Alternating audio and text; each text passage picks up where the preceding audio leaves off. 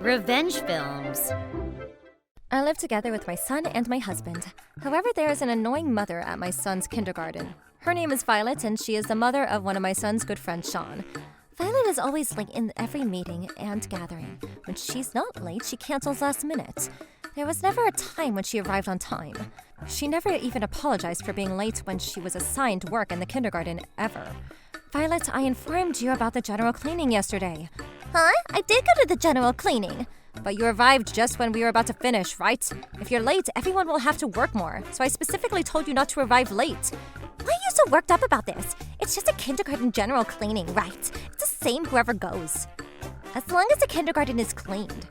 That's not what I'm having a problem with. I'm talking about equality. If you don't work the same amount as everyone else, it would be fair to everyone. All right. I get what you're saying. All I have to do is not be late next time, right? You're so annoying with your yapping. This is the kind of attitude she shows us every time. This is why, frankly speaking, the other moms hate her too. However, Violet's son, Sean, is a good boy, and Sean is good friends with my son, Charlie. And one day, while I was catching up with the other moms, the topic of a trip that we've been planning came up. We can go to Disneyland next week, right? I'm glad that our schedules finally got coordinated. Yes, you're right, and I'm so excited.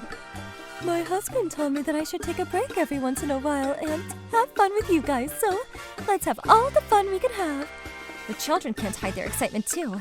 Actually, the three of us have been talking about going on a trip to Disneyland, but we couldn't get our part-time job days off to overlap until now. And just when our part-time job days off overlap, own of the children fell sick, so we had to push the trip farther and farther down the calendar. However, this time around, we were finally able to take a couple days off on the same days the children didn't fall ill. So we finally were able to decide a date to go to Disneyland. The only thing left to do is buy plane tickets and make a hotel reservation.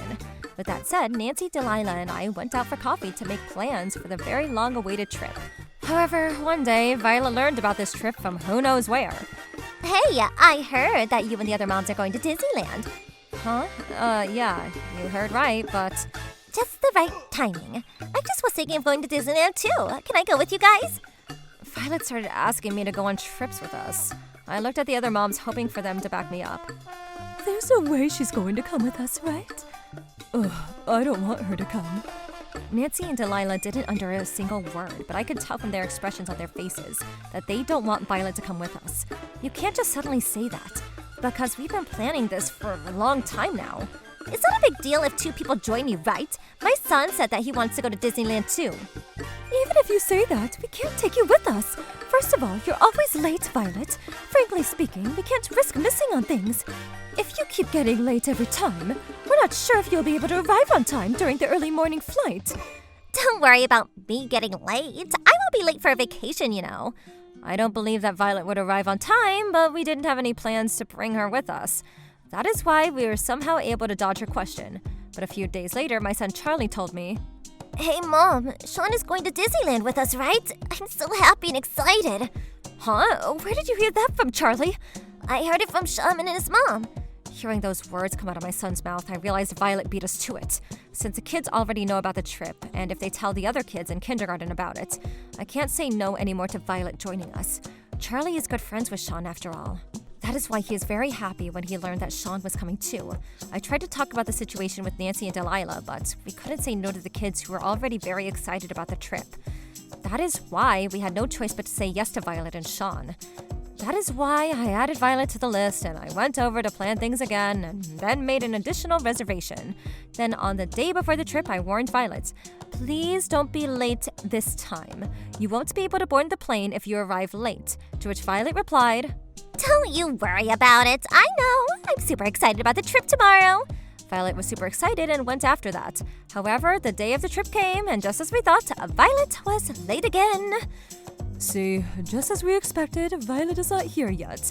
Is she coming or not? What? Really? Where in the world is she? There's no time anymore. I'll try to contact her. When I called Violet, she told me that she just woke up and that she was still preparing and asked me to stop the plane for her. She said something very idiotic, so we were all pissed off. Our flight was already boarding, so we got onto the plane without them. The children looked disappointed, but I explained to them, the rest of the people in the plane will be inconvenienced if we stop the plane. We don't want to inconvenience anyone, do we? They still looked disappointed, but they nodded in agreement. When we arrived in California, I turned off the airplane mode. I received several missed calls from Violet and a message saying that she had already arrived at the airport but she couldn't find us. Violet was furious that we left her, but it was her fault in the first place for not arriving at the airport on time. Despite the one being at fault, Violet cursed us and started calling us names. So we finally had enough of Violet and her tardiness. I warned you not to be late this time around, didn't I? We bought plane tickets. Did you expect the airplane to wait for one person? After I told her that, Violet sent us a long message mostly calling us names. So I suggested that she hop onto the next flight instead of, to which she replied, "California is too complicated. I don't know how to get there, so come back and pick me up." Everyone was so appalled by her that we'd had enough of Violet. That is why we decided to ignore her messages and we chose to go to Disneyland without her instead. We had a lot of fun at Disneyland together with the kids. After a whole day of fun at the amusement park, we went home. When we sent the kids off to kindergarten the next school day, Violet was waiting for us and complained, "Why did you leave my son and me at the airport? You're the worst person ever." "What do you mean by that? Didn't I warn you plenty of times? I told you to never be late again. But you're the one who was late, right? There's no way I could easily stop a plane from taking off." "I don't know, and I don't care, because it's your fault that my son is sad and feels left out." "Why is she angry at us when she was the one who arrived late? I have no idea how her mind works. More importantly, please pay me back for the hotel and airplane fee. You told me that you'll come with us, so I added you and your son to the trip, and I paid for the trip with my credit card." "Huh? What are you saying? My son and I didn't hop on the plane, nor did we stay at the hotel, so there's no way I'm going to pay for those expenses." "What? You're the one who said you'd be coming, but you didn't come. This is your problem, not mine. You have to pay for these expenses or else." "Huh? There's no way I'm going to pay for that." Violet was late again, and she didn't want to pay for her transportation and accommodation. Honestly, I had no idea what to do with the situation. But a few days later, Violet's mother, Lola, came to the house. "Hi, I'm sorry for coming here without prior notice. I'm Violet's mother, and Violet told me about your trip to Disneyland last week." "Huh? Yes. However, she also told me that she and Sean were left behind at the airport. I couldn't stand not doing something about this, so I came here to address the matter of concern." I felt bad about Sean not being able to have fun together with us just because of his mother's actions. That is why I told Lola about everything that happened. Everything I told her was news to Lola, so she asked me to confirm. "Is that true?" "Yes, Violet is always late to every gathering at the kindergarten, and there are days when she doesn't even come. This is why I warned her plenty of times not to be late this time, but she was late as usual. My son and the other mother's children were with us, so we had no choice but to hop on the plane. I suggested that Violet hops onto the next flight with Sean, but she didn't." What in the world is my daughter thinking? I'm truly sorry for her actions. I thought that the kids were not on good terms. Not at all. Sean and my son, Charlie, are very good friends. They get along well with the other kids at the kindergarten, too. That is why the kids felt bad when they were told that Sean couldn't join them at Disneyland. I am truly sorry for what my daughter has done. I will pay you back the whole amount tomorrow. So I thank you, and I'm sorry for what happened. Lola thanked me and apologized, and then went home. A few days later, Violet and her husband, Xavier, came to our house. I am truly sorry for what my wife did. This is the payment for the canceled trip. Violet, you should apologize too. I'm sorry.